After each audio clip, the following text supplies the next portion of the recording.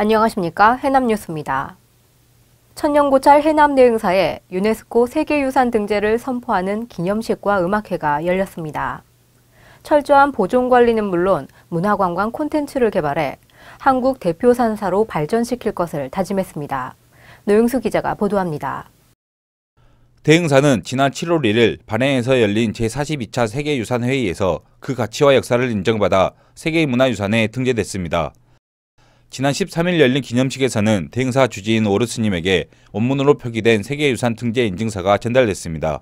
2013년에 세계유산 장정 목록을 등재하였고 3년을 거쳐서 남미, 유럽, 미국, 동남아시아 3년 실사 끝에 이어서 대흥사 합창단이 포함된 연합합창단 공연과 국악연주, 노래 공연과 사물놀이 등 대흥사의 세계유산 등재를 축하하는 축하마당이 펼쳐졌습니다.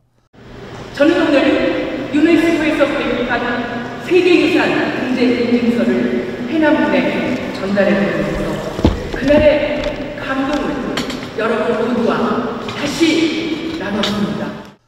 참석자들은 대흥사의 가치를 온전히 전승하고 문화유산을 잘 관리하고 보존해 그 가치와 자원을 세계화하는 데 힘쓸 것을 다짐했습니다. 해남방송 노영수입니다. 해남 지역의 사회적 경제인들이 해남 소셜파티 행사로 한자리에 모였습니다. 사회적 기업의 육성과 성장을 지원하기 위한 행사로 비전 선포식과 창업스쿨 성과 공유 행사도 가졌습니다. 그 현장을 취재했습니다. 올해 처음 개최된 해남 소셜파티는 사회적 기업과 마을기업, 협동조합이 네트워크를 구축해 해남의 사회적 경제를 육성하고 일자리 생태계를 조성해가기 위해 마련됐습니다. 이번 행사에는 해남의 사회적 경제 창업스쿨 가치창작학교 교육생들의 성과 공유 대회가 열려 다양한 발표가 이어졌고 심사 결과 다울팀이 최우수상을 수상했습니다.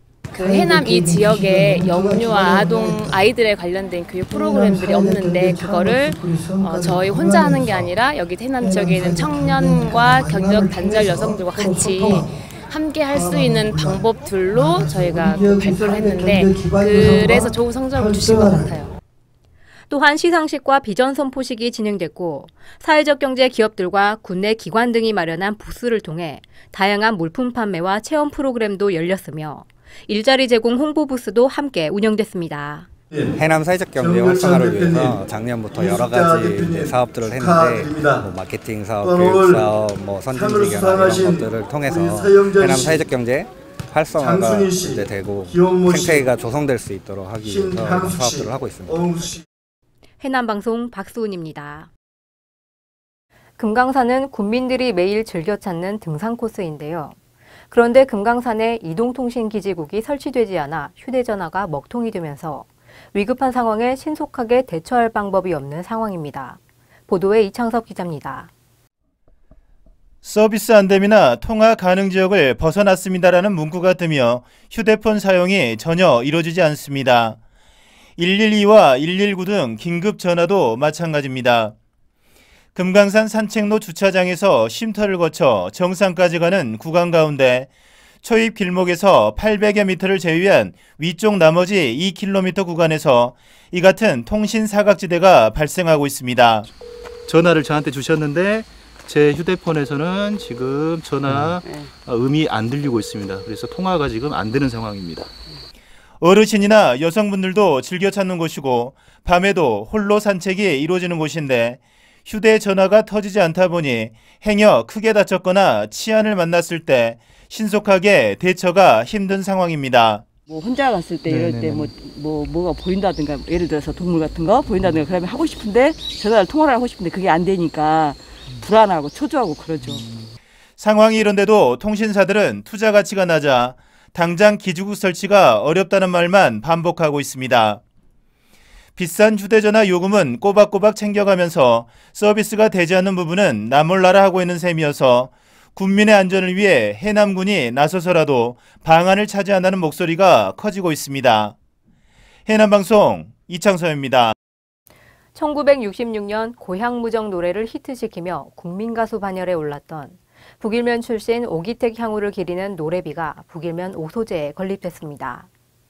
이 노래비는 주민들의 자발적인 성금 모금과 해남군의 예산 지원을 통해 마련됐으며 오기택 씨는 불편한 몸에도 직접 제막식에 참석해 고향 주민들에게 감사함을 전했습니다. 독서의 계절인 가을을 맞아 해남 동초등학교가 독서 주간을 정하고 다양한 프로그램을 펼쳐 눈길을 끌었습니다. 독서 주간의 학생들은 등장인물 칭찬하기와 인물 인터뷰하기, 그리고 인상 깊은 장면을 그림으로 나타내기 등 다채로운 프로그램을 함께 했습니다. 사립유치원 비리 문제가 갈수록 확산되고 있는 가운데 해남에서도 최근 5년 동안 4곳에서 모두 15건이 적발된 것으로 나타났습니다. 취재 결과 업무 소홀이나 부적정 처리 등 경미한 사안인 것으로 드러났지만 경영 투명성 확보 등 대책 마련을 촉구하는 목소리도 나오고 있습니다. 2018년산 벼 재배 면적과 생산 단수가 줄면서 쌀 생산량이 지난해보다 3% 줄어든 380만 톤이 될 것으로 예상됩니다. 산지 쌀값은 지난 5일 전국 일반계 80kg을 기준으로 19만 4,772원이며 지난달과 비교해 16,552원이 오른 것으로 나타났습니다.